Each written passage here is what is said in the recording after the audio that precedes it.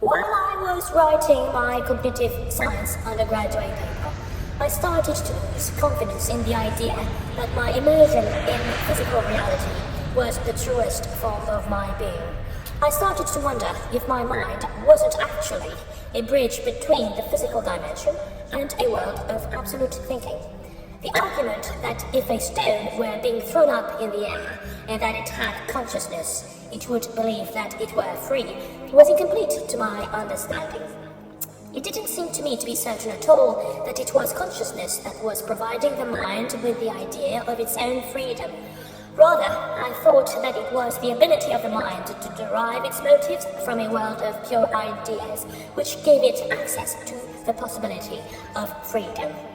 I knew how often my own actions and thoughts could be determined by the external world, as well as by my own drives and instincts.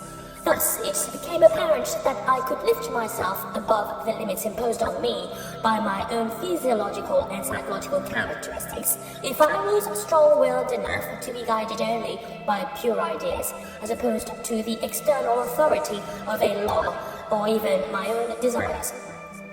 There was a very simple reason why I wasn't aware of my thoughts when I was observing things in the sensory world. I was too hung up on the objects themselves and unable to factorize the thinking part into the process. It was a prevalent attitude even among my research colleagues that thinking was perceived as a secondary phenomenon, which had almost nothing to do with the objects that it studied, but was only useful for its contemplative purposes. We had reduced our reckoning faculty to mere electrical signals taking place in the brain, with no connection to the objects that it was directed towards. These ideas were running through my mind while I was spending a significant amount of time reading and analyzing scientific texts from the Middle Ages.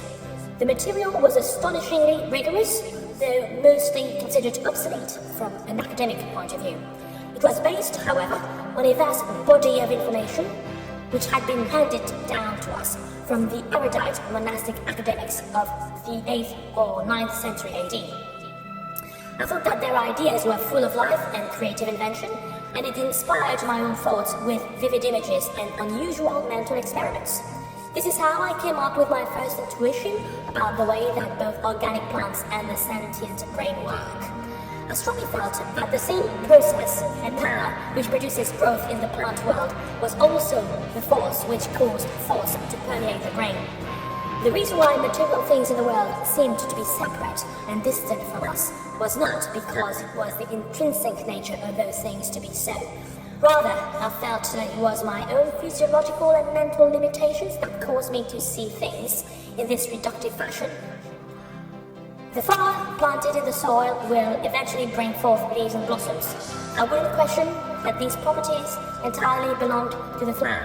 Therefore, I could no longer see how I could separate the concept of the plant from the plant itself. It belonged to her as much as her leaves and blossoms did. When I thought about myself, I was not able at the same time to define or analyze myself. This could only possibly be done through the employment of systematic thought.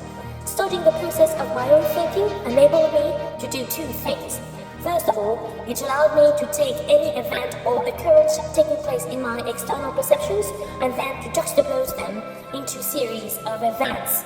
Secondly, thinking allowed me to transform these sketches I had made of my own external perceptions into tangible reality by stringing them together. I felt that my perception of myself was therefore definitely limited by my sensory organs, but my reckoning faculties far exceeded these very limits.